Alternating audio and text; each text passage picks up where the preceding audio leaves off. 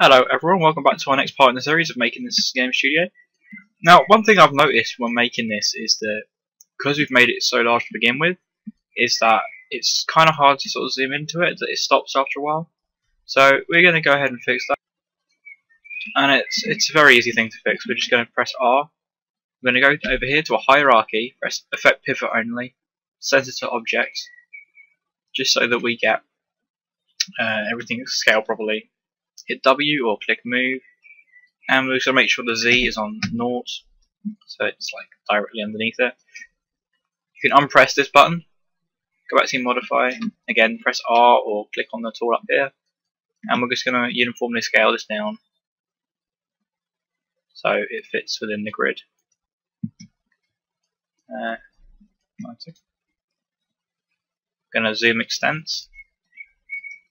So there we go. So that's much easier to look into now. I'm also then going to press W or hit Move, and I'm going to center this off. Now, one thing I find useful as well, instead of clicking these boxes, you can also press F12, and you can type it in here, because you can press Naught tab, etc. Another way you can do it, that's all. Okay, so today I'm going to focus mainly on UV mapping. Now, this shouldn't take us too long for our room so far. And then we'll do put it into UDK and show you what it's looking like so far. So I'm going to go ahead and add a unwrap UVW modifier. Press Open UV Editor. Make this window a bit bigger. Right, it's a bit slow to resize because it's just terribly made. Then I'm going to go ahead and click Mapping. Sorry. First of all, you want to sort of deselect your. Well, actually, go to Polygon Mode and hit Control A, or just select everything, and hit Mapping, Flatten Mapping. Now the defaults here should be alright, so hit OK. And as you can see there, it made our sections for us nicely. So we could now leave this here, but what we're going to do is just to make this a bit nicer, we're going to sort of see where bits are, see if we can position them, give them more texture, more texels space, so that they get higher resolution. Because the bigger something is in here, the better resolution you're going to get of it in the end game. So I'm going to turn on Select by Element, so I can just click on one thing and get the whole thing. Just checking what we selected. So that bottom part here, they aren't important. We're never going to see those.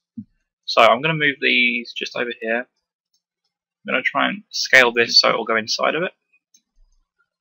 And then I can move these, not into a bin kind of thing, but just out of the way from now, because we're never going to see them. Along with these outside faces, we probably find we're never going to see these.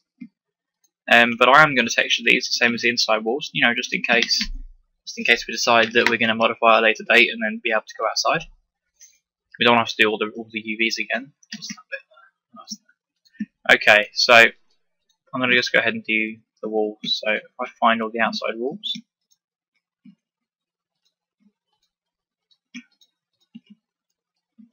It's really a case of just clicking things and seeing whether or not you've got the right ones.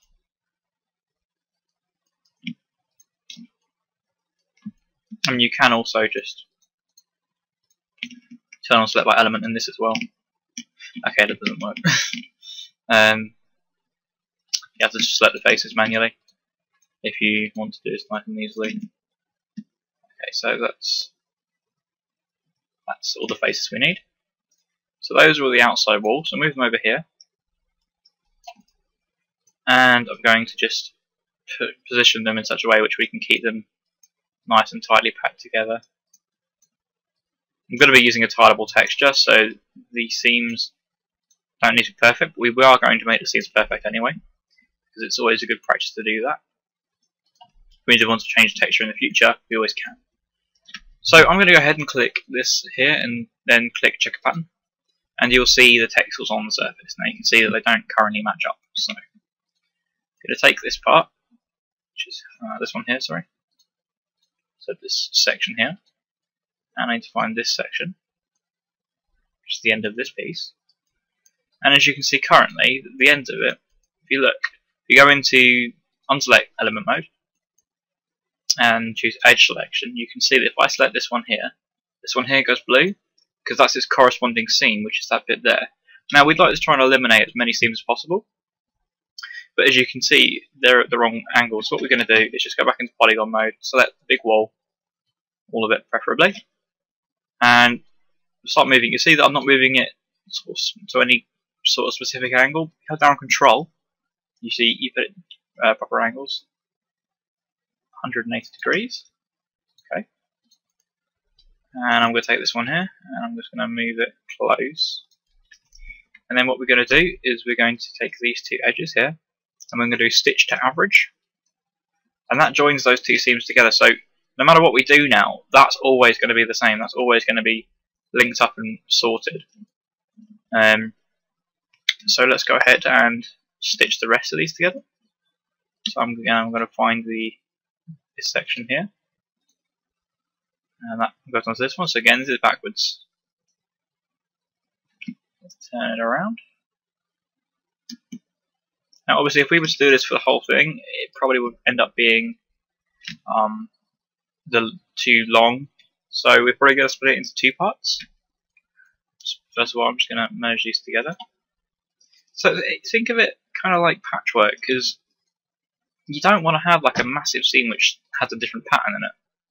Like now, I could have something running along there, and it would be as if it's a massive flat surface.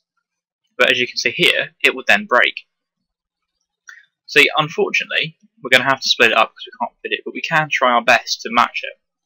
So I'm just going to put the rest of these pieces together. Like this one here hasn't actually attached itself to the other ones. So if I find the thing, so I find the right edge. So it's actually this edge.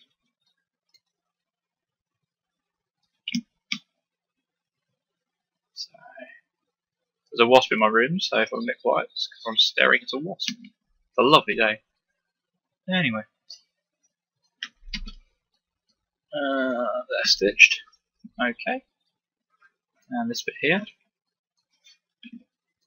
So which edge is it? Well, I'm not finding any edges. Did I stitch something wrong? Maybe I haven't got hold of the front of the pieces.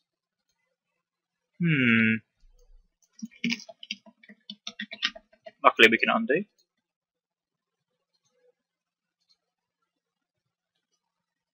Yeah, I do believe I hadn't. Sorry, I'm getting a bit confused here. So that one there, you can kind of see it in here as well. Oh, well done. Zoom extents. You can kind of see what you've done in here. See, I've selected that one. Okay, so we actually missed out a part here. Or did we? Okay, so this is not playing ball. I don't know why it's not playing ball, but that's just how it is. So I'm going to go ahead and just move these close to the other ones, just so we sort of fit them in nicely. I am going to merge these two together. There's no harm in doing that. Might as well. UVs can be the bane of a project sometimes, because you'll find that they aren't great fun. Really not.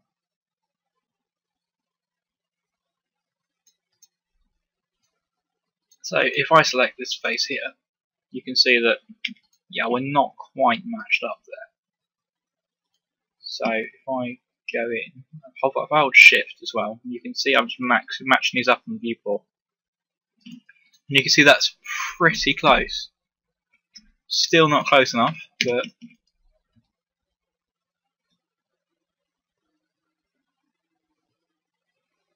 just needs to go in that way a little bit as well. Also, if you click up here, you can change to move vertical only. That way you don't have to hold shift. Still be better than that. I'm such a perfectionist sometimes. Right, so that'll do. Now, because these are all relatively scaled, so we can actually feel free to, select all of these and then move them around, because they're still going to be tied in properly. So that's alright. So we're going to go back to our normal movement, so you can move them around nicely, and we're going to just stick these up here. We can have done up the top. I think I quite like that. Alright. Oh, it's been 10 minutes already. So in the next tutorial we will go through finishing this off. Thank you for watching.